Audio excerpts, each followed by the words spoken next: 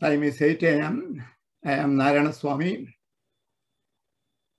Let's start the lecture with an invocation.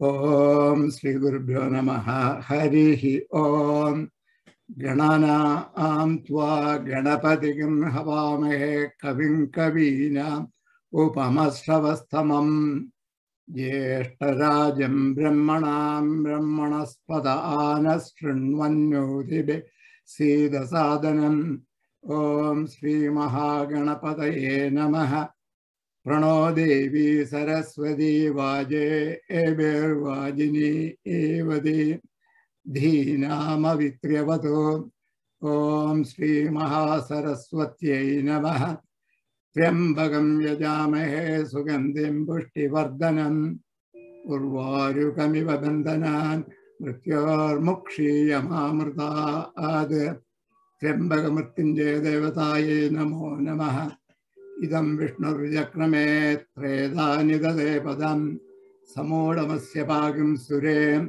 Krishna Krishna Krishna Om Bhur Bhuvasuvaro.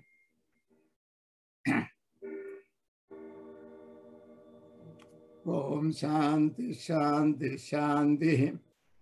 So this is lecture number 6 out of 12. In lecture number 1, an overview of the book, all the 11 chapters was provided. Lectures 2 through 5 discussed the first 6 chapters of part 1 of the book. Today's lecture will proceed with part 2.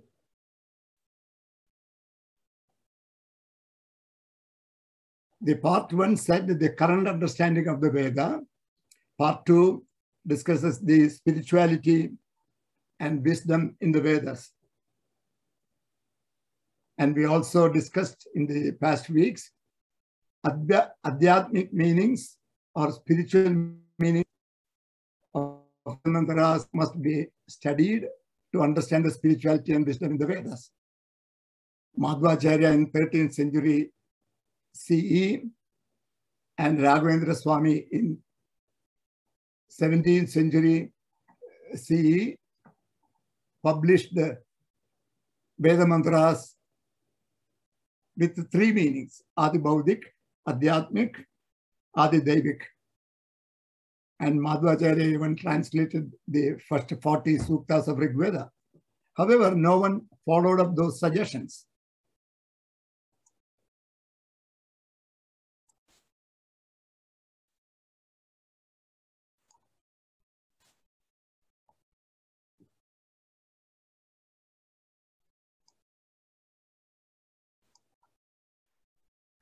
Sri Aurobindo, from 1914 onwards, he wrote in his magazine, Arya magazine, the spiritual and psychological meanings of the Vedas.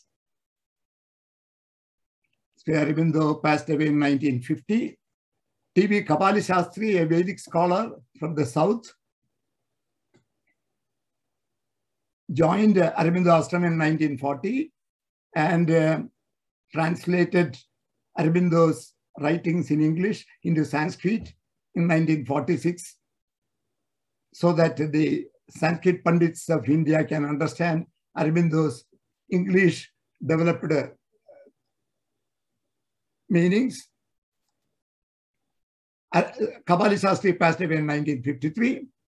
Then Professor Kashyap from 1999 to 2000, continuing today, 2021, year after year, he is publishing. He has translated all the 5 Vedas in 26 volumes. He has translated Taittiriya Aranyaka, Taittiriya Brahmana, and he's written another 30-35 books. Enormous contribution. He is still continuing his publications. The spirituality and wisdom are all discussed in these, and that is what we will be seeing. Now, one important point I want to say, while I always receive questions, even last week there was 1 or 2 questions, is this all well accepted? Several points we have to say that all our theories have other theories come up with. Adi Shankara's Advaita, Ramanuja's Vishishta Advaita, Madhvacharya's Dvaita. So even on important matters, there are constant discoveries and new findings. So in the same manner, each is a search for what exactly are the total meanings in the Vedas, because it has symbols, symbolism, and deep meanings in the Vedas. So in that sense, always there are different opinions. We have Sainacharya's translation, we have Jaimini's Purva Mimamsa, then we have Uttara Mimamsa Upanishads. Now, Aurobindo's brings out the spirituality and wisdom. However, we must understand that Aurobindo's writings by themselves will not be able to help all the readers to fully understand the meanings of the Veda mantras. Professor Kashyap's contribution will help, because all 5 Vedas, all the mantras in Devanagari script with English meanings in spiritual and psychological meanings are provided by Kashyap. So his publications from 1999 to 2014, by the time he completed the 26-volume publication, it was 2014. So that is less than 10 years now. So how much publicity it has received, how many people have fully followed, all that is not clear. So you should understand that is it well accepted? If that question comes, then these are all fairly new ideas, but it makes sense because understanding the spiritual meanings, psychological meanings helps us in many ways. So that is the lecture that we are talking about. So each of you have to fully understand what this, and then I think as more and more people understand, this will become well accepted, but it may take another 50 years or 100 years. We do not know. However, we also must equally understand that while these spiritual meanings help us obtain a deeper meanings of all the karmas, yajnas that we do, there is no change to whatever we are doing, because our months are this Kanchi month, Sringeri month, and all the other months follow Jaimini's Purva Mimamsa and Sainacharya's meanings. Based on that, the yajnas are all being conducted. So my important point I want to make is that all of you who are Veda practitioners, doing yajnas, temple worship, reading Puranas, participating in all other activities, whatever functions you are doing, please continue all of them. By listening to these lectures and understanding the spirituality and wisdom, you will get a more stronger and fundamental understandings of what is in Vedas, and this will allow you to do the practices with more momentum and more interest, and to increase those practices. Those who have not done any practices, these lectures and understanding the spirituality will help them to start learning Vedas and understanding more and more of the Vedas. So with this introduction, I want to talk about the Vedas. Every point that I discuss, I will try to quote a Veda mantra as the authority, how these things are developed. Now, the Vedas declare the existence of the Supreme Spirit or person. And it is called Tad-Ekam, meaning that one. It uses the word Ekam Sat, one truth. Now, what is the basis? Authority. You say that there is a Tad-Ekam, and I have also in these last 4 or 5 lectures said that Tad-Ekam, that one of the Rig Veda, later became the Brahman of the Upanishads.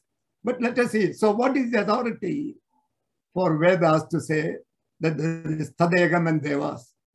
And that authority comes from Purusha Sukta. Many of you would have heard. Purusha Sukta is there's a sutta in Rig Veda, 10th mandala, 90th Sukta and the first mantra of Purusha Sukta, Sahasra Shirisha Purushaha Sahasrakshas Sahasrabad Sabhomim Vishwado Vritva Atyadrishtadvashangulam. So, Sahasra Shirsha Purushaha, of course, the number Sahasra, even though it's translated as 1,000, it does not mean 1,000. Many heads. Sahasra Shirsha Purushaha, Sahasrakshas Sahasrabad Sabhomim Vishwado Vritva. The whole Vishwam, the whole universe, it surrounds that Atyadishta Dashangulam, and then it is still 10 inches. Angulam is inches, some people say 10 directions. Still it is expanding, in other words. This is one of the most popular sukta in Rig Veda. This is also available in all the Vedas.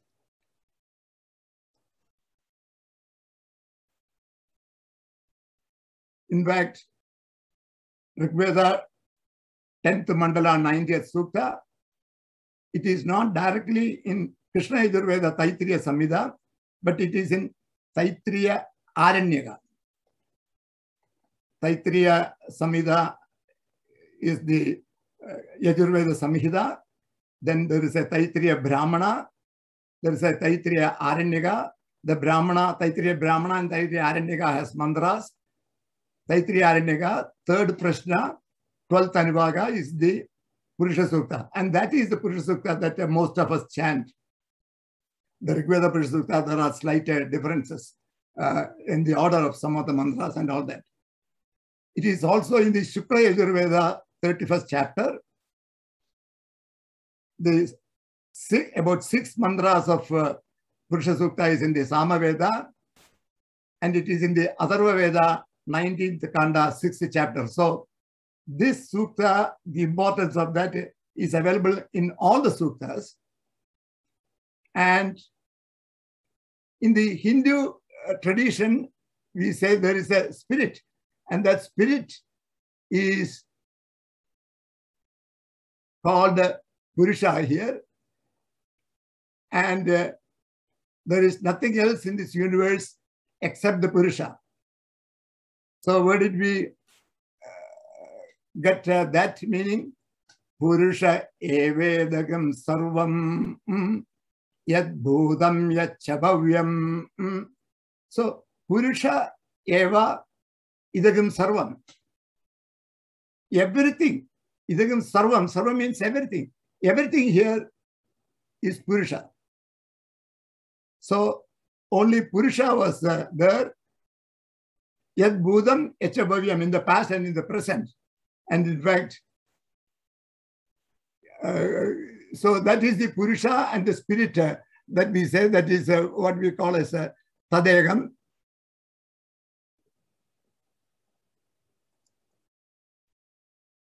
In fact, the first mantra of Mandukya Upanishad, Om Idi Edad Aksharam Idagam Sarvam Tasya Upavakyanam Bhudam Bhavat Bhavishyatcha Sarvam Omkareva. That is the first verse of Mandukya Upanishad. It is a 12 verse, one of the smallest Upanishads. Mandukya Upanishad says, Om Idi Eda Aksharam Idagam Sarvam. Everything here can be described by Om. Bhudam Bhavyam. Exactly what Purusha Sukta says, right? Purusha evedagam sarvam. Yad Bhudam yachabhavyam. So in other words, there is only one spirit in our Hindu Dharma, Sanatana Dharma or Vedic Dharma. Now, whether you call it by Tadegam, whether you call it by Brahman, or whether you call it by Purushottama, Bhagavad Gita, chapter 15, Urdu Muna Shaka, that is the Jnana Yoga chapter. 17th mantra says Purushottama. Purushottama. So whether you call it Tadegam, whether you call it Brahman, or whether you call it Purushottama, it is Bhudam Bhavyam, Bhudam Bhavat Bhavyam. And that was the only one that was available. Then later on in the Purusha Sukta, it says, Tasma'ad Virada Jayata Virajo Adipurushaha. So from this Purusha, Virat came. The Virat Purusha, the whole universe that we see. And from the Virat, the Purusha, the many came. So we will describe that this is this Purusha. First we will say transcendent, because we cannot understand. Our sense organs cannot fully visualize this. So we say that Tadegam, this Purusha, is transcendent. Then since the Purusha became many, the whole manifestation that we see, then it is called immanent, because Purusha entered into all those things. So it becomes immanent. So because of the same definitions, transcendent and immanent, this is exactly the same definition that we give to Brahman also. So the same Purusha, the one Purusha, Purusha Evedagam Sarvam, who alone was in that one, that became Purusha of the many, the whole manifestation. So since Purusha permeates all aspects of manifestation, so it will be stated differently as the one wanted to become many, and all of them together is the manifestation. So this is the Tadegam, and the limbs of the Tadegam, since the Supreme Spirit is not able to be grasped by our sense and extension, it is called a transcendent. Since the Purusha became the many, and in all of them Purusha has entered, it has permeated everything. Just like salt drop in a glass of water, the whole water will have salty taste. In the same way, Purusha's presence is there in all manifestation. So we'll say this Purusha is transcendent and immanent. So we will say this manifestation has consisted of the Tadegam and the many Devas who are given different names in Rigveda, like Agni, Indra, and all that, we will see. And then along with that, each Deva has a specific function, psychological power, and also it has the same functions of the Tadegam also. Now, Tadegam, the Devas who are the limbs of the Tadegam, then all the rest of the mentioned, the human beings, animals, the animate and inanimate, and this, so the Rishis said the whole universe is working with a clockwork precision. So this Tadegam has got to be the controller. And so this is the basic, the very first important points of Tadegam and the Devas that we established by the fact of the Purusha Sukta, which is present in all the mantras. Yeah, let me try to now go back to my slide to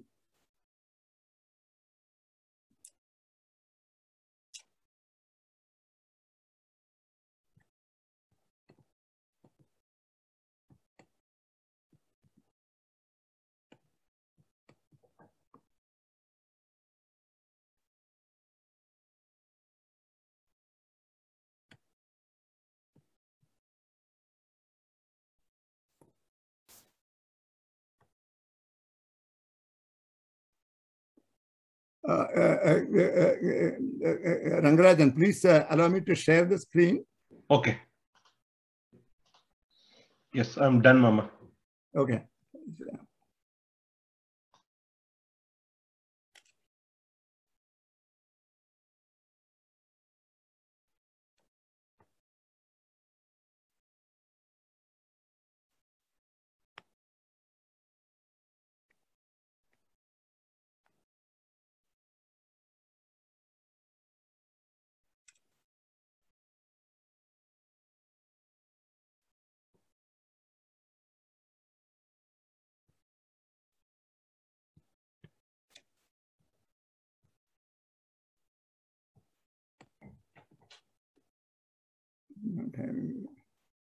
Not able to.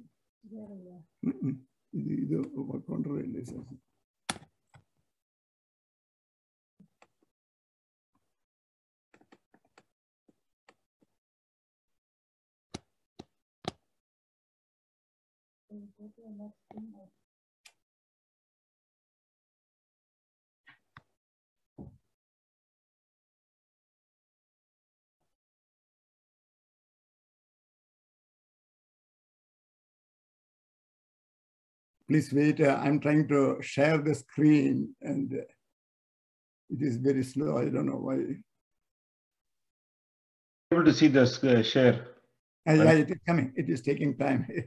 It is a little bit slow. I don't know.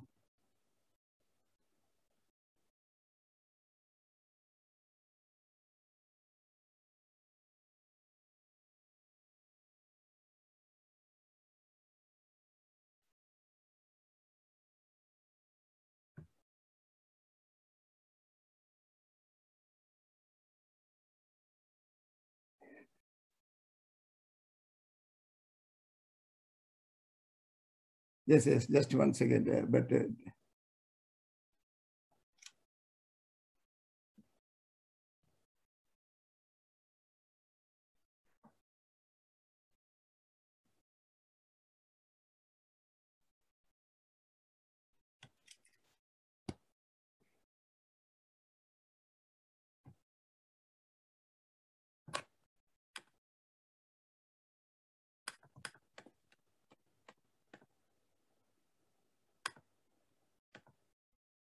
okay. Sorry for the took us some time. Okay. So first we established that there is Tadayagam and the Devas and the whole manifestation. And the justification for that statement comes from Purusha Sukta. Purusha eva idagam sarvam yadbhutam yachabhavyam. That was a Purusha eva idagam sarvam. That is the only one that is available. Nothing else in the universe. Then he decided to become many. That is the way all scriptural texts refer. So the one became the many, and the limbs of the Tadayagam are the Devas. And along with that, the whole activities of the universe are being controlled by this supreme spirit or supreme person.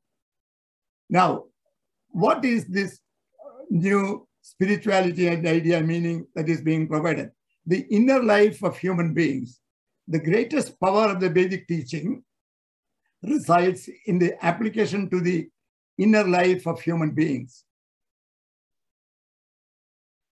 Human beings live in the physical cosmos, subject to death and the much falsehood. So this earth consists of truth and falsehood.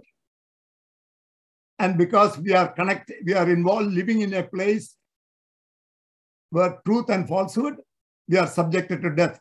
Anirudasya Bhure, Rigveda 7.60.5. Now to rise beyond this death, human beings must turn from falsehood to the truth, must turn to the light and to battle with and to conquer the powers of darkness. So it is very simply put, this is the goal of human life.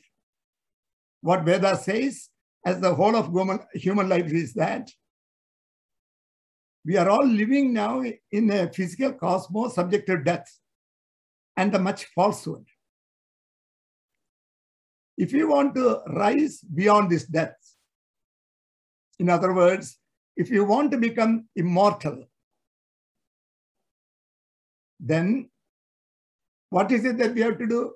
Human beings must turn from the falsehood to the truth, must turn to the light. You see, falsehood is defined as darkness. Truth is defined as light. So, to rise beyond this death, human beings must turn from falsehood to the truth, must turn to the light, and to battle with and to conquer the power of the darkness. You see, the darkness has also power that is enveloping us, so we have to go. So we know the mission. The mission is we must turn from falsehood to the truth. And you will see in Rigveda, Ridham, Satyam, Ridham repeatedly mentioned. So, but we are going to break this down. What else? How does Veda? It is not enough if Veda says that you have to turn from falsehood to truth. Veda must also show you, because Veda shows you everything. Veda is a living document for human beings to follow. So I have made it into the form of a small questions for us to easily understand. And I have also written so in the book. And these slides are exactly taken from the book with maybe few additional embellishing statements added by me. So how can the human beings turn from falsehood to truth, conquer the powers of darkness, and achieve light? And the answer, what Veda says is, by, in fact, Aurobindo, these are all Aurobindo's statements from his Secret of Veda, which Professor Kashyap has quoted in his books. And I'm quoting both Kashyap and Aurobindo and Kabali Shastri and putting it. And Aurobindo, being having studied in England, he uses the word by communion with the divine powers and with their help.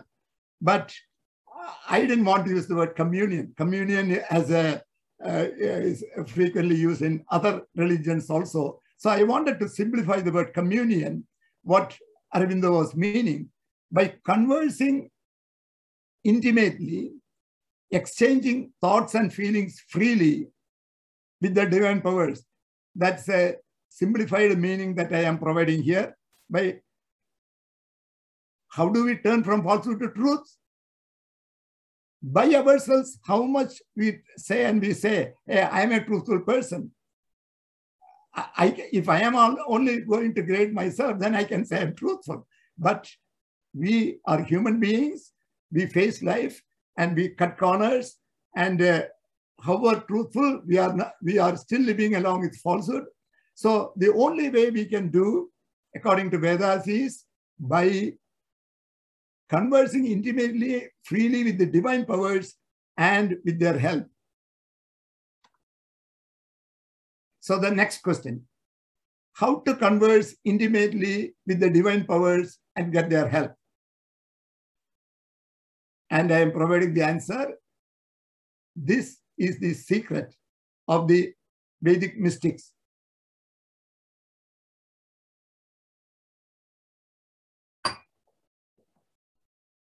The symbols of the outer sacrifice or yajna are given an inner meaning.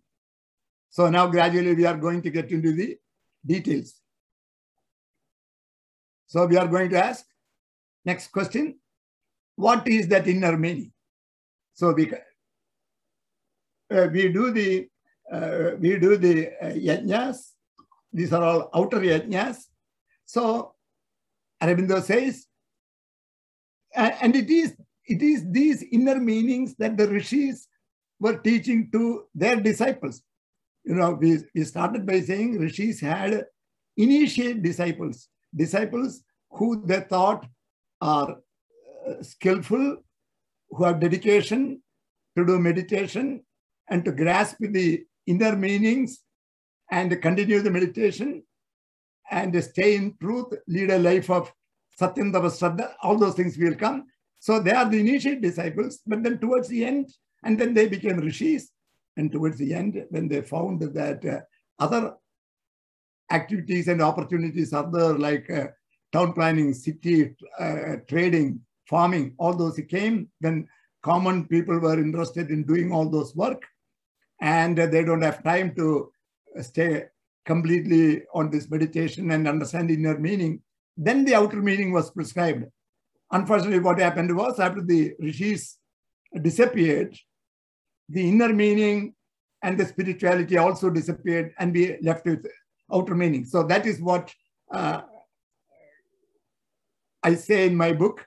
The Aurobindo, Kabali Shastri, Kashyap have brought out and restored the original rishis' teachings to the intimate thing. So the inner meaning of the outer yajna is a calling of the devas, gods, into the human being, a connecting yajna or sacrifice, an intimate interchange, a mutual aid, and the exchanging of thoughts and feelings freely with the devas.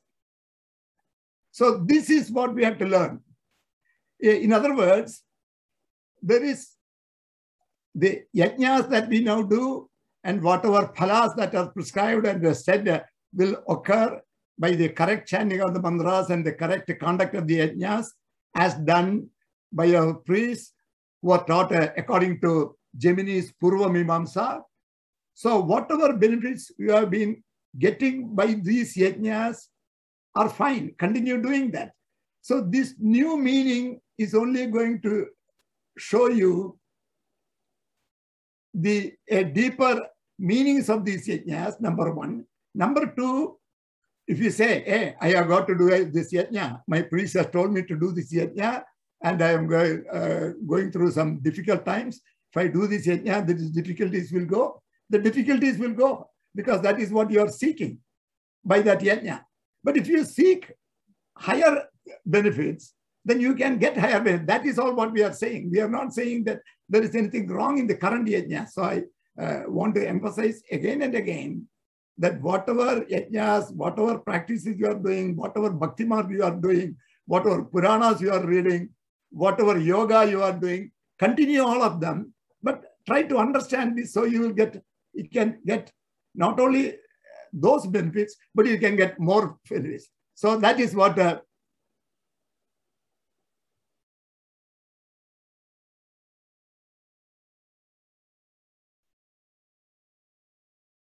so there is a building of the powers of the devas. You see, in the previous one, we said that, what did you say? There is a building of the powers of the devas within the human.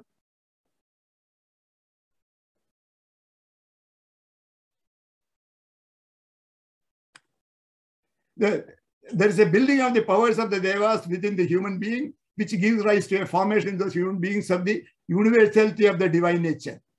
So once the devas come,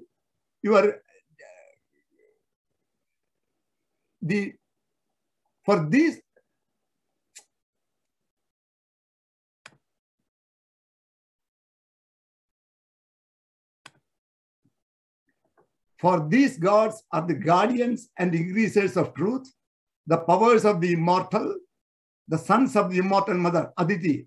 You see, again, you will see there are Aditi is a goddess.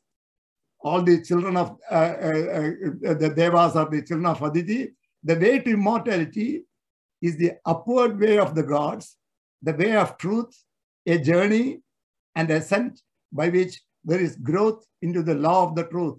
Ritasya Pantha. You will be moving through by inviting these devas and communicating with them. You will go through Ritasya Pantha. So the falsehood will be able to be dropped and you get into the truth. Human beings arrive at immortality by breaking beyond the limitations not only of one's physical self, but of one's mental and ordinary psychic nature into the highest plane and supreme truth. For there is the foundation of immortality and the native seat of the triple infinite. So what are the triple infinite? The first one, there is the existence, supra-cosmic. That means it is beyond the individual and the universe, transcendent and immanent, or the Uttama Purusha or Purushottama of the Bhagavad Gita. There is one God who presents to us many forms, names, powers, and his personalities.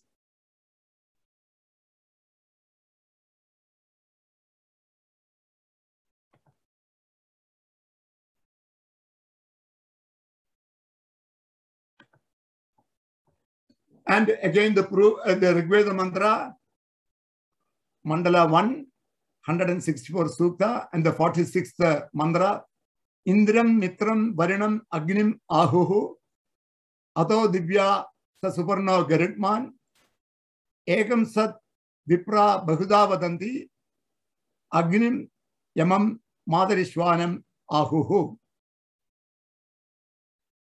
Some of you may have quoted this one line from this, Ekam Sat Vipra Bahuda Vadanti. Some people may have quoted that. We'll see the meaning. They have called him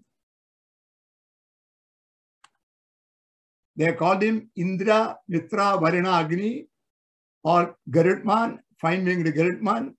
Sages call Ekam Sat, that one being, Vipra Bahuda, when the sages call the one being in many ways. That one, they speak of Agni, Yama, Madarishwan. So sometimes that sentence, Ekam Sat Bahuda Vipra, Ekam Sat Vipra Bahuda Vadanti, that statement is sometimes used to say to indicate plurality. That sentence does not give plurality. It only says that Ekam Sat, that Tadegam or Agni has the same properties of Tadegam.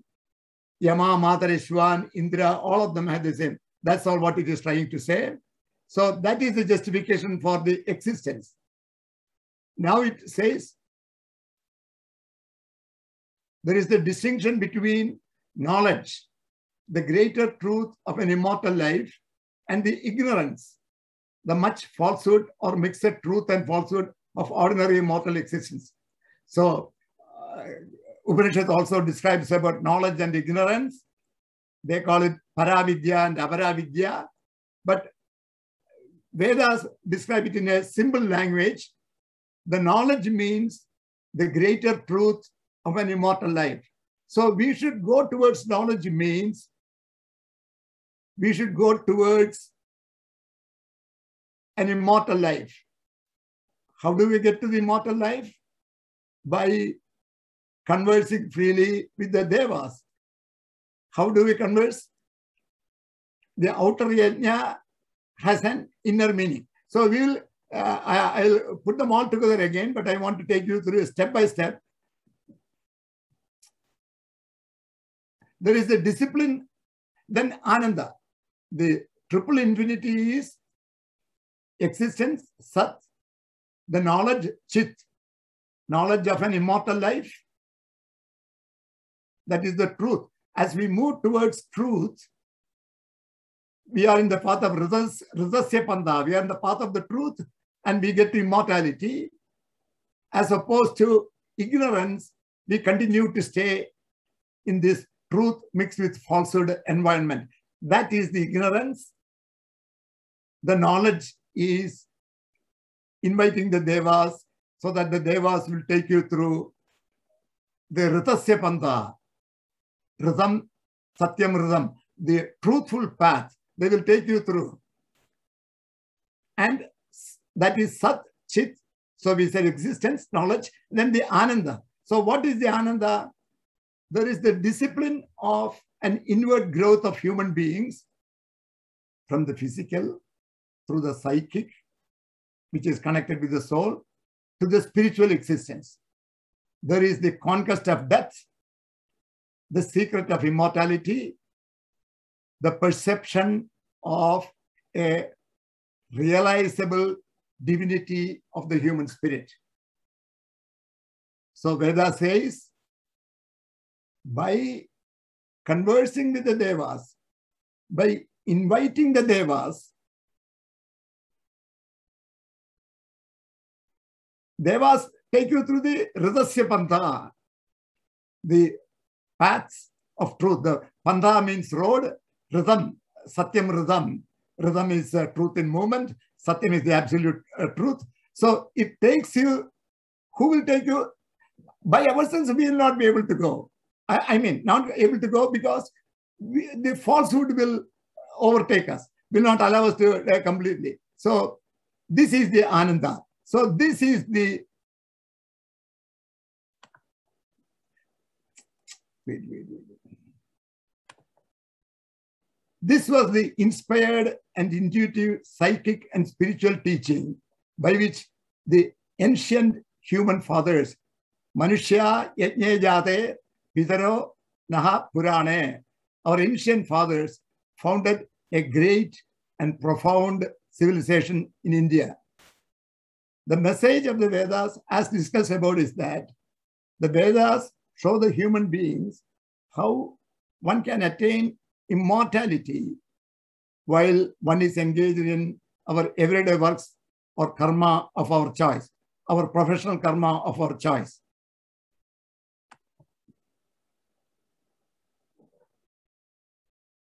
So the last 10-15 slides that I showed, hope it is very clear. If I want, we can go back to this again, but I want to stop there. So I have taken 2 steps. In the very first step, I said the manifestation that we see consists of Tadegam, or Supreme Spirit, or Purusha. Purusha evedagam sarvam yad bhutam yacha bhavyam Purusha Sukta. Sahasrajirisha Purusha Sahasraksha Sahasrapad Sabhomim Vishwado Vrutva Atyadishtad Dashangulam. This Purusha, Purusha evedagam bhutam yacha bhavyam. Even the next one, Etavanasya Mahima Ato Jayagischa Purusha Pado Osi Vishwa Bhutani Tripadasya Amrudam Divi. Don't think the whole universe is occupied by Purusha. Pada. Padam means a small part. Padam refers to 1/4, and Tripadam, the 3/4, is into immortality. So Purusha. And that is again we hear in this Purnamada Purnamidam Purnat Purnamuchade Purnasya Purnamadaya Purnameva Vashishyade. Purnam. Purnamidam Purnamada. The Purusha is Purnam, is complete. The universe we think is so big, it is complete. These are all infinity. Purnat Purnamudachade. From the Purusha, the infinity, the manifestation infinity arises. Purnasya Purnamadaya. The fact that manifestation is infinity that you see, nothing happens to the Purusha. That is what it says. Pada Osi Vishwa Bhudani. Padam, you don't even need the 1/4. Even though it says in a symbolically, Pada does not means exactly 1/4. But it is used in the symbolic sense. A small part of the Purusha is this manifestation that you see. Tripadas Amrudasya Divi. He is in immortality above in the 7th loka. So this is the inner life. So first we establish Tadegam and Devas from the Purusha Sukta. Then we said, how does one get to inner life, the path to the inner life? And it says, as long as you live in this ignorance, as long as you live in this truth mixed with falsehood, that is this bhu, in this bhuloka that we are all here, as long as you are in this ignorant world, you need to go to the knowledge. What is the knowledge? Lead a truthful life. How? You can, all of us are trying by ourselves. And we make progress from wherever we can always say, from where I started, I am a more truthful person today. We can all grade ourselves. However, Veda says the best way to get, because these devas, they are totally in truth. And they are here to help you. So invite them, exchange freely with them, And that is what we saw in one of the Bhagavad Gita sloka. Devan bhavyatanena te deva bhavyantu vaha parasparam bhavyantaha. Devas and the human beings cherishing one another. Shraya param avapsyata. You will get supreme shreyas. So now we are going to the third step. How does human beings achieve realizable divinity? By divinizing life or spiritualizing life. How? How do we divinize or spiritualize our life? I have got a lot of work to do. How do I divinize myself? Because we think divinize means we have to say 24/7 sit in a corner and Rama, Rama, Rama, Krishna, Krishna, Krishna. No. Veda does not tell you that. Veda says you do whatever work you want to do. You have absolute freedom to do what you want. You want to have some enjoyment? Have some enjoyment also. Our rishis were all householders, married life. They had a joyful life. They taught their disciples. All that can happen. So you can divinize your life. And that is what Veda again shows you how. By aspiring to divinize our lives, by inviting the devas or gods of Rigveda to manifest their powers and presence within the inner being of humans. So this is called divinization. First, you must have the aspiration. By aspiring to divinize our lives, once you have that aspiration, hey, I want to divinize my life. That is the very first step. No. I can do my own thing. I know what to do. I am the center of the universe, or I do everything right. There are many of us have felt in our 20s and 30s, right? The world goes through our central axis. But what Veda says is, you aspire to divinize yourself. Then it says, how? By inviting the devas of the Veda to manifest their powers and presence within your inner being.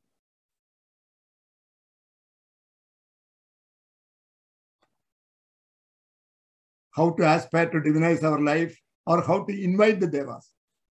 Rishis have the experience of inviting the devas to them, to their inner being, or to their subtle bodies. This is important. Devas cannot come to our outer body. Now I'll come, many of you who have studied Upanishads know about the Panchakosha, the Annamaya Kosha, the outermost shell that you see, the kosha of the sheath that you see is the Annamayam, grown of gross body, gross materials. Then Pranamayam, inside that Pranamaya, then inside that Manomaya, then Vijnanamaya, Andamaya. Of course, Veda says not Panchakosha, but 7 koshas. What Taittiriya Upanishad stops at Panchakosha is the Anandamaya Kosha, Anandam, Chit, Sat-Chit Ananda. So the Ananda combines the 5, 6, 7 and together. That is, I'll come back to that in the next class. So Rishis have explained inviting devas to them. So we need to develop the subtle body. And in the subtle body, everyone has a subtle body, but we have got to make it more accessible and useful for the devas to place the emanation by chanting the Veda mantras for the devas. Now, such devas will accept the invitation and take birth in them by placing an emanation of the deva of devas in the Rishi. And in fact, there are many mantras where they say it's Janayan. Devas have come and the Rishis have felt that there are over 100 references to Janayan, Vardhan, Uda, all those, these are all words. So there are Veda mantras to justify all these aspects.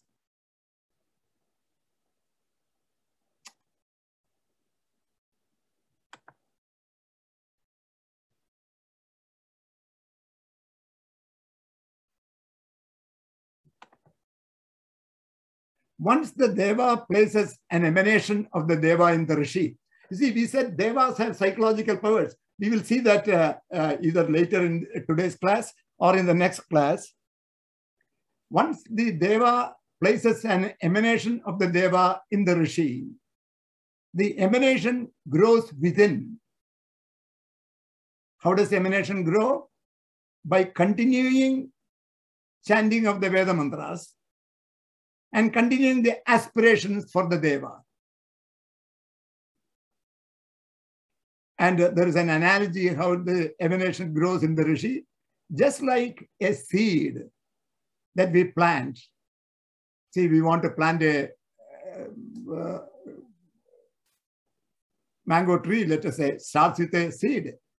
You plant the seed, then the seed sprouts first, then grows into a small plant, and gradually, eventually, it becomes a big tree. And when the emanation reaches the tree status, nothing is going to happen overnight, but we have to make a start. When the emanation reaches the tree status, the full power of the Deva manifests in the Rishi. All the while, Rishi is not simply sitting in a corner and waiting for the emanation to become a tree. Rishi continues to do his daily work of teaching his disciples, leading a householder's life, enjoying life, doing his meditations, whatever else you want to do.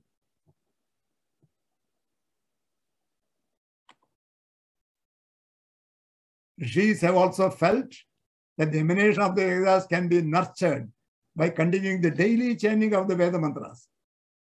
This in turn allowed the Devas to transfer their psychological powers to the Rishis, which divinized them and helped them perform all their tasks with perfection.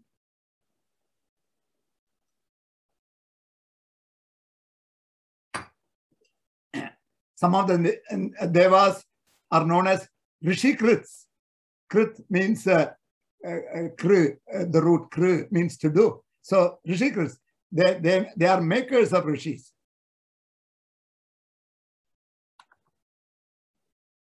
Thus, the roadmap for the human beings to aspire for divinity, that is the very first requirement. You must aspire for divinity. Next, invite the Devas by chanting the Veda mantras for the Deva, whichever Deva you want to invite, and we will discuss the Devas either later in this class or in the next class.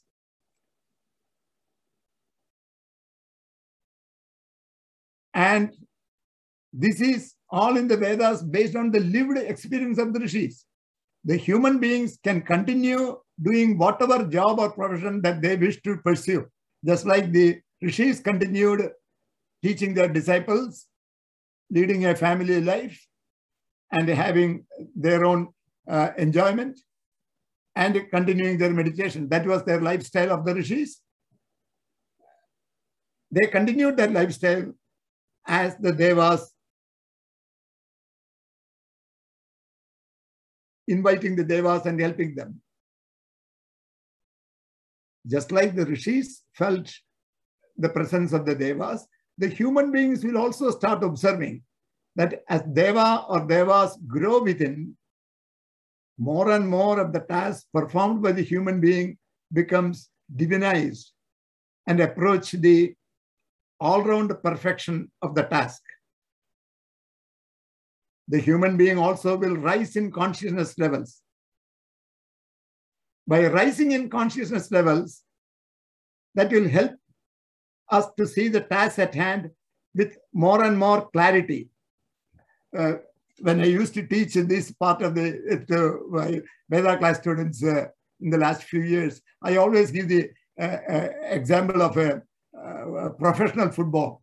You know, I don't know how many of you watch the US professional football. Then if you see the defensive coach and the team will be sitting at a one level above the field. Why are they sitting in that one level above the field? So they can see the field much clearly, which way the offense is attacking, so to move that in that direction. So part of the coaching team are not at the ground level.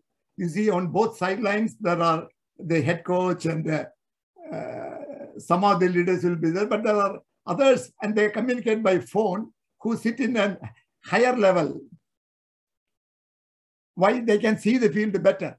In the same manner, once the devas start coming, the consciousness level will increase. We are all still living in this year. There are various levels. We'll come back to that later, and we can put all these together. We can go through this one more time after we complete the chapter 7 if we need. But by rising in consciousness level, even a slight increase in consciousness levels will allow us to see the problems at hand much clearly. What goes on the ground level, we are not able to see. Slightly take a higher view. Then you will be able to say that's the same effect of the higher consciousness level. So you see with a better clarity what are the issues. And when you do this, solve a problem with a better clarity, better understanding, then the solution will work the first time. Or we call it is a more perfect solution, because task completed with a fuller understanding due to greater clarity.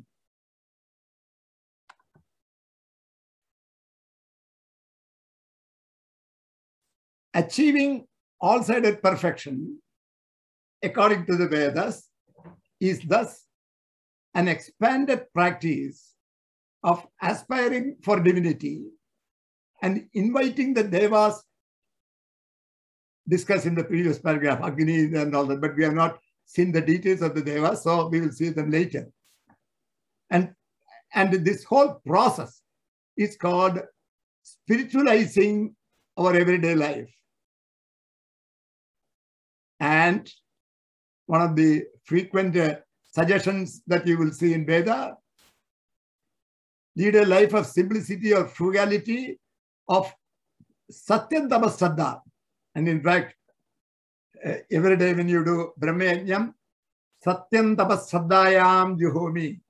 One of the mantra that we say is, you take a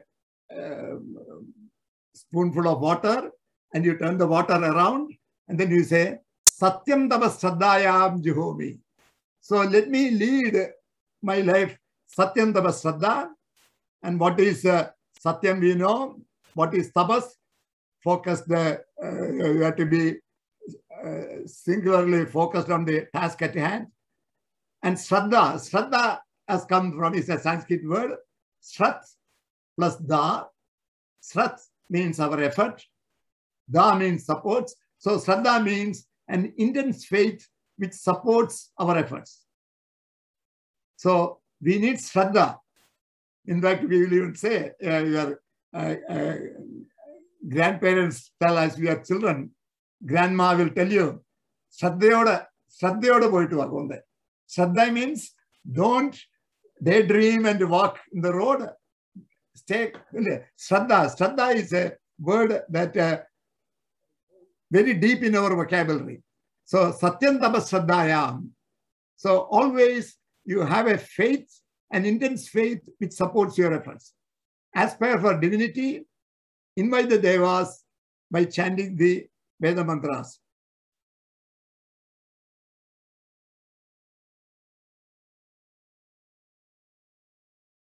So again, I am trying to restate the same thing. Recognize the existence of the Supreme Spirit pervading and energizing every aspect of existence. Tadegam or Purusha. Purusha evedagam sarvam. That Purusha alone is there everywhere. So he is pervading everywhere. Invoke the Supreme Spirit in daily activities. These are the ways to spiritualize one's life.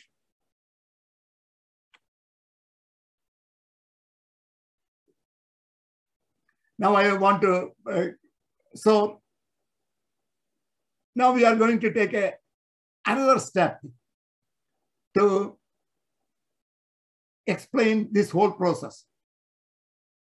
And Aurobindo has brought this out quite clearly. Our ordinary consciousness and spiritual consciousness. Our ordinary consciousness. each human being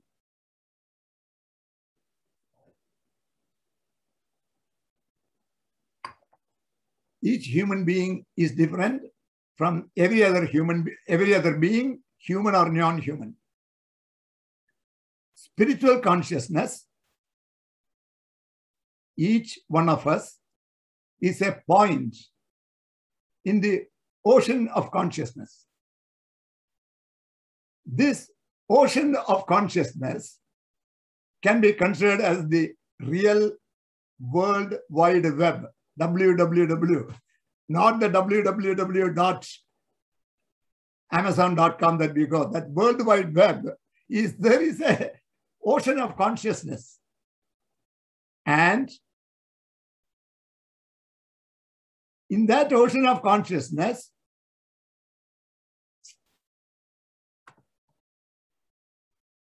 the thoughts, the desires, and the emotions of each one of us appear as waves in this World Wide Web, a humongous World Wide Web.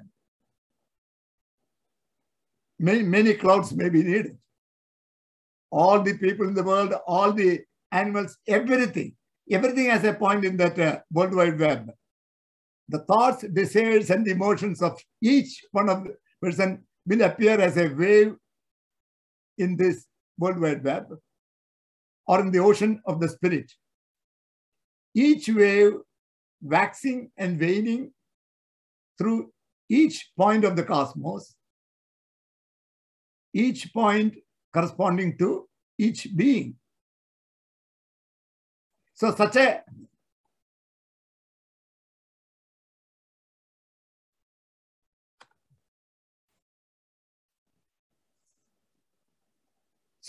in this spiritual consciousness, this is a big World Wide Web.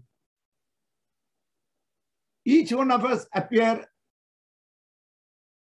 as a point, and one's desires and emotions appear as waves.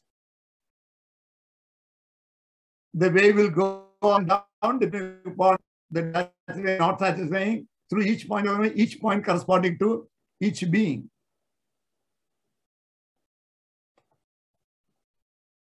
The movement of a specific wave of desire through a specific point gives the impression that the associated person has that specific wave of desire which he or she thinks originated in him. Further, the power of that wave or that person depends on the cosmic forces of which he or she has conscious or unconscious control. I want to pay close attention to this. So we said there is a ocean of consciousness, WWW, the World Wide Web of consciousness. Every person in the world and every animate, inanimate, everything is a point in that one. Even difficult to imagine such a humongous World Wide Web. And there will be waves going in that one, different waves crossing. It is all in spiritual consciousness. So the power of what happens is connected with the spiritual consciousness.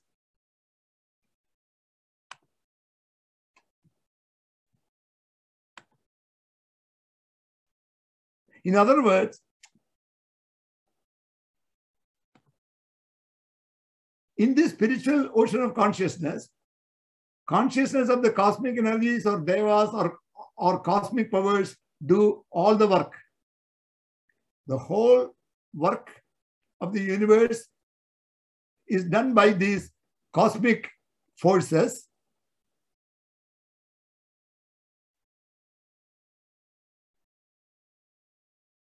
In the spiritual ocean of consciousness, in the spiritual World Wide Web. And recall the adage that we have often heard, that devas or gods do all the work. Human role is necessary, but very minimal. And Professor Kashyap in all his books writes by saying, he takes the example of cooking.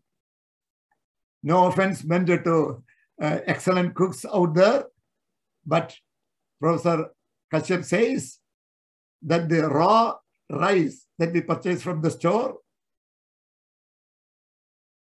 we say, oh, 1 cup, put 3 cups of water, we put there and boil. But what guarantee is there? Is it the ability of the cook that the raw rice became eatable rice? No, that is the swada, that is the power of that rice. That is where he connects that. So however great the cook is, what if the rice is not going to change from raw to that stage? And you know from experience, it will, if you do that. And think. However, it is not in your control. The best cook knows to mix the vegetables, to put the spices, whatever ingredients that you have to put into that, you put the enough salt, the enough so all those tastes you may be able to, that may be the ability of the cook. But everything, take the case of, hey, I look at my garden, I have planted all this. But what did you do? We only planted the seed. It is not in our control whether it is going to come up or not. That is its own swada. So in the same manner, everything in the spiritual consciousness is done by the gods. So we need to invite them in there. Thus, unless the individual's desire or wave has the support of the cosmic powers, by the individual's conscious or unconscious seeking of help of the cosmic powers, resulting in those cosmic powers aiding his or her wave or desire, that act or desire is not likely to have chances of divinized success. It will have the basic success of the individual's consciousness. So depending upon, if you are a very smart person, your work will still succeed. There is no question. But will it require the all-round perfection that a divinized consciousness can have? That is the question we have to ask. So this is, one has to carefully read this. Unless the individual's desire or wave has the support of the cosmic powers, by the individual's conscious or unconscious seeking of the help of the cosmic powers, these are all words put together by me based on the overall context in which Aurobindo and Professor Kashyap have expanded the spiritual World Wide Web and all that. Once with the cosmic powers aiding the person based on the level of spiritualization or divinization this person has done, that act or desire is not likely to have divine support, but by your own, if that reaches that level, if you are smart enough to that level and you are able to do that, your work will succeed. So some people have success, some do not have success, but once all invite that, whatever level of success they used to have, that will go to higher levels of perfection, the divinized levels. Conversely, by the individuals inviting the devas to one's inner being, by chanting the Veda mantras for the devas, the deva or the cosmic energy works with the seeker. Hence, the wave's chances for divinized success, correct long-term success, become excellent because the devas are aiding the seeker's task or waves in the universal web of spiritual consciousness. Thus, the tasks acquire all-round or sort of divine perfection.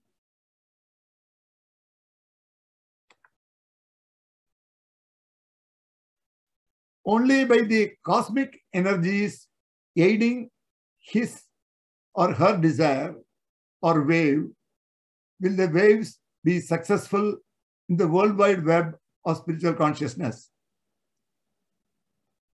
Rishis have experienced the help of devas and so stated in countless Veda mantras.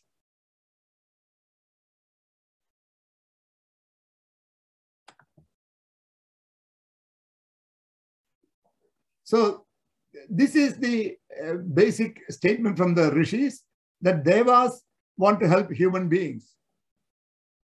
In fact, Rishis also want to help the human beings. Both Rishis and devas want to help human beings. Human beings must invite these cosmic energies by chanting the Veda mantras.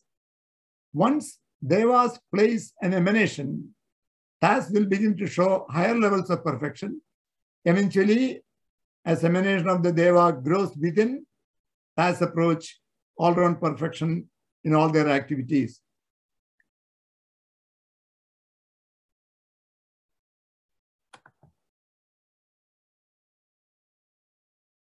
All human beings go about doing their tasks and daily life using their ordinary consciousness.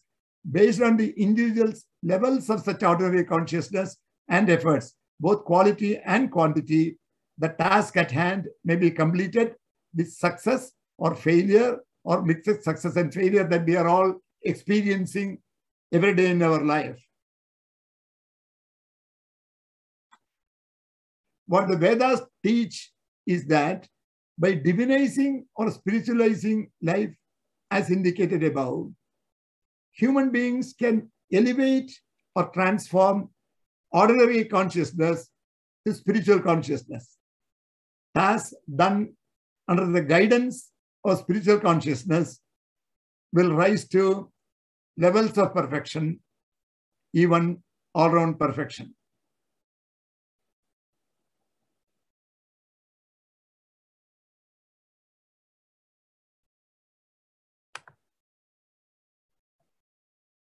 In other words, we must work on both our ordinary consciousness that we feel always, act as per directions of such consciousness of ours tell us to act or do. That is how we are continuing to act, and we must continue to do that. What Vedas are saying is that, in addition, we must expend our efforts to spiritualize all aspects of our everyday life.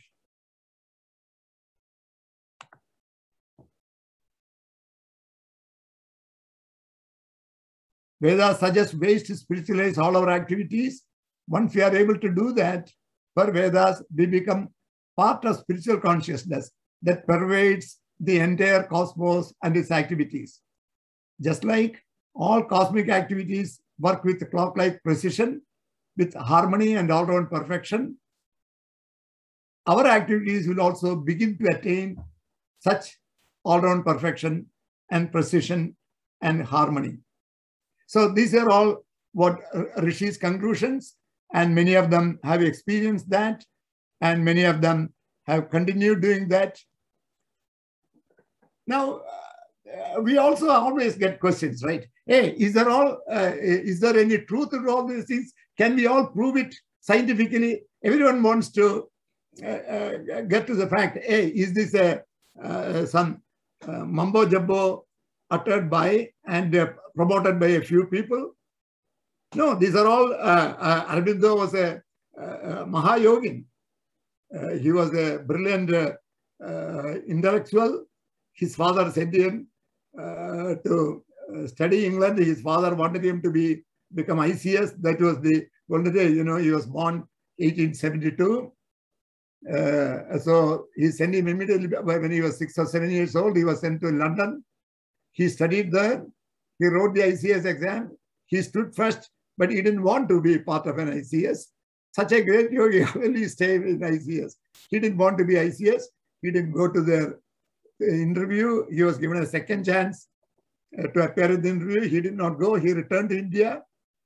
He was teaching in Baroda. Then afterwards, he got involved in the freedom movement. He was arrested, subjected to treasonous charges. He was lucky to be left alive. The judge set him free. 1909, immediately he decided to leave Calcutta, because that is where the British activist headquarters were going on. So he came to Pondicherry, but he found out that, which was French, even though British rule was not prevailing there, he found out that the intelligence agencies were cooperating, because your enemy is also my enemy, because the people who want to drive both of them out, so both of them are sharing intelligence. So he had a very difficult time even to settle down in Pondicherry. But by direct vision, without even studying the Veda Mantras, he found out many of this knowledge. And Professor Kashyap, who has translated all these, he is another intellectual power. No comparison to him. He has his Harvard PhD is still taught in schools as Chu Kashyap algorithms. His PhD in 1963 or so that he did. He was a tenured professor at Purdue for 33 years, Institute of Science, Harvard, and Purdue, and produced about 50 PhD students, and so many 300 plus papers he has written in his professional life.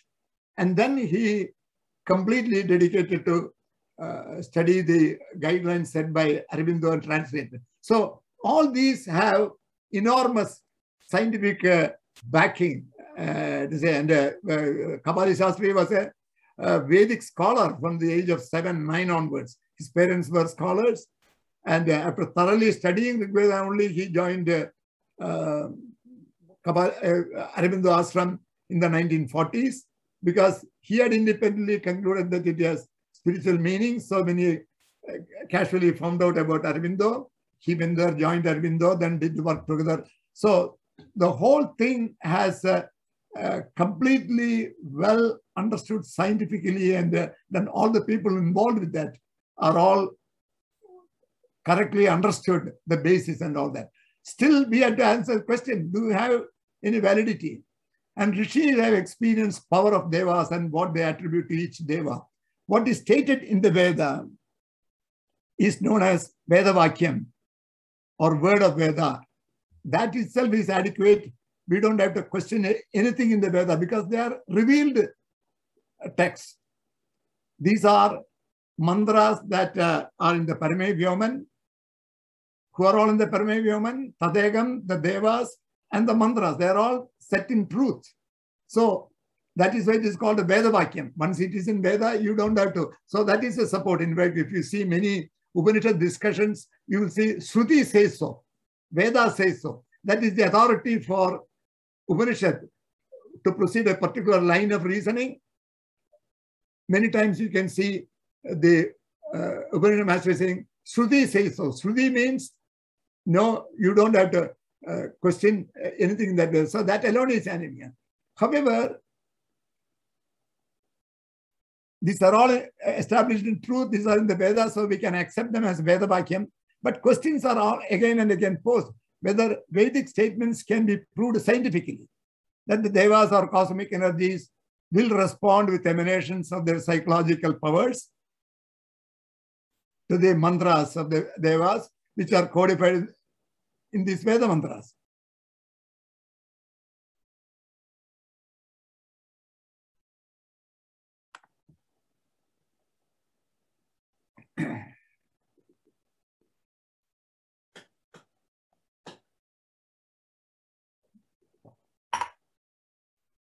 Veda mantras can be considered as scientifically proven based on the fact that there are 400 rishis in Rig Veda, and 30 of them are lady rishis, receiving revelations of different Veda mantras for specific Deva with specific traits of psychological powers, and receiving similar benefits as received by all rishis, whether it is Deva Agni or Deva Indra or Surya or Saraswati. And these are my additions here. This is equivalent to similar experiments by different rishis at different periods of time, separated by hundreds or even thousands of years apart, producing same or similar results. So if Madhichandas Vaishantras received some mantras for Agni, at a different time, if Vasishtha has received mantras for Agni, if Atri, Bhrigu, Bharadwaja, Angirasa, these are all at different times and in different places. Many of them were not even direct contact. It is not like today where you can have instant contact all over the world. So these at different times, and they are praising Agni as a divine will, Indra as divine mind. There are over 2,000 mantras for Agni, 2,500 mantras. These are all revealed to different persons. So at different times of the time when it happens, and now I state that this is the definition of experimental science.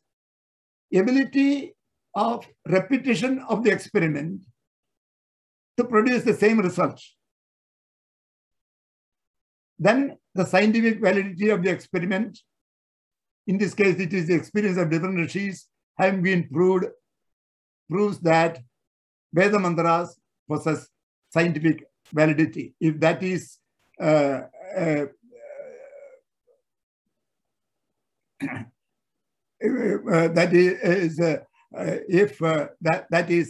accepted as a scientific validity. So this is my thing, whether you accept it or not is up to each and every one of you. But there is the fact that they are Veda mantras, we will be able to will allow us to be confident that Veda Vakyam has to be accepted. So I want to summarize now of what we heard today. First, we established that there is Tadegam and the Devas and the manifestation. Everything has came from Purusha Evedagam Sarvam Yad Bhudam Yad Chabhavyam Udamritatvasya Shanaha Yadannena Tirohati. So Purusha Eva Idagam Sarvam, that Purusha alone was here. He knows the past and the present. That is exactly how Brahman is defined with Omkara. In I showed in the Mandi cabinet, first mantra, Om Bhudam Bhavishyat Bhavaditi. Om iti Idagam Sarvam. Om was here, everything. That means the same. So, in fact, it is the spirit. You see, the whole Hindu Sanatana Dharma, if he has a single, it has only a single spirit. You cannot say Veda has one spirit, Upanishad has another spirit, Bhagavad Gita has a third spirit. There are no three spirits. There is only one supreme spirit. You use different names. Ekam Sat Vipra Bahudha Vadanti. That is a statement many of you quote that, but even though it is not quoting plurality, it says Agni, Indra, Varuna, Mitra, Garudman, Yama, Madhareshwan, they are all have the same powers of Tadegam. They are the limbs of Tadegam. All that together run the whole manifestation. So that is the Rishi's conclusion, established based on Purusha Sukta. Purusha Sukta is available in all the four Vedas with slight variations. All four Vedas, but meaning essentially the same thing. So Tadegam and Devas are established. They are, that is why the activities in the universe go with a clockwork precision. Then it says, what is the meaning of the inner life? And the inner life, we live in this world of in Bhu, and we are going to see in the next class the Prithivya Sapta Dhamabhihi. The earth is divided into 7 Dhamma or imaginary loga. Imaginary, not real. 7 Dhammas with different levels of consciousness. Bhuhu, Bhuvaha, Suvaha, Mahaha, Janaha, Tapaha, Satyam.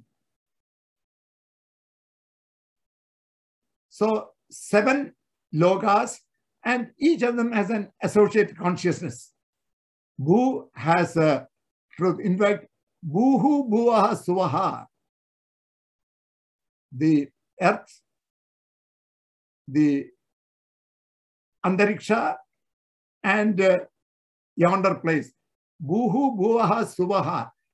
Our mind can at best go in our material level, pranic or vital level, or manomaya. So we all the time traverse in these 3 levels, Bhuhu, Bhuvaha, Suvaha. So that is why immediately we talk about Bhurvasva. So Prithivya Sapta Dhamma Bihi, there are 7 levels with associated consciousness level. So the meaning to inner life, what Veda says is, Anurdasya Bhure, truth mixed with falsehood, that is where we are living, subject to death. So if we want to get away from this death, then we must come out of the falsehood and then move towards truth. Kritasya Pantha, Rigveda mantra is quoted earlier in that one. Ritasya Pantha, Rida, Satyam Ridam. That path we must move.